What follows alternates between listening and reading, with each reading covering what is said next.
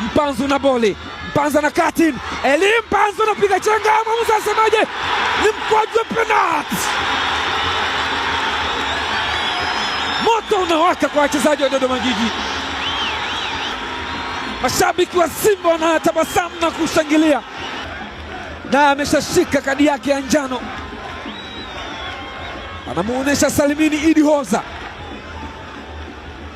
alijaribu kuingia kwenye nafasi, Gadiel Maika akajaribu kuondosha.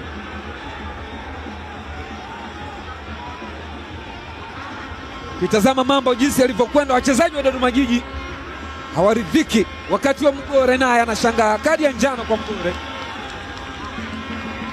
Tazama hii Chama, nafasi nyingine, Mpanzu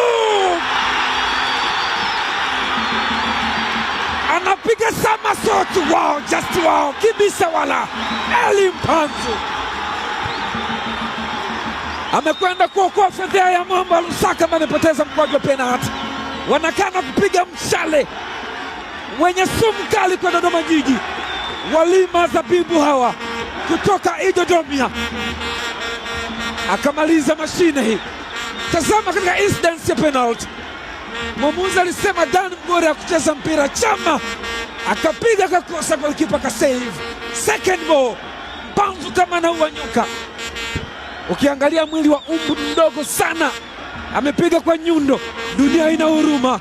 Eli Mpanzu anaskoa bao kwa Simba Sports Club. Sasa ni kama anaituliza pressure ya mchezo. Somersault 2-1. Wow, just wow.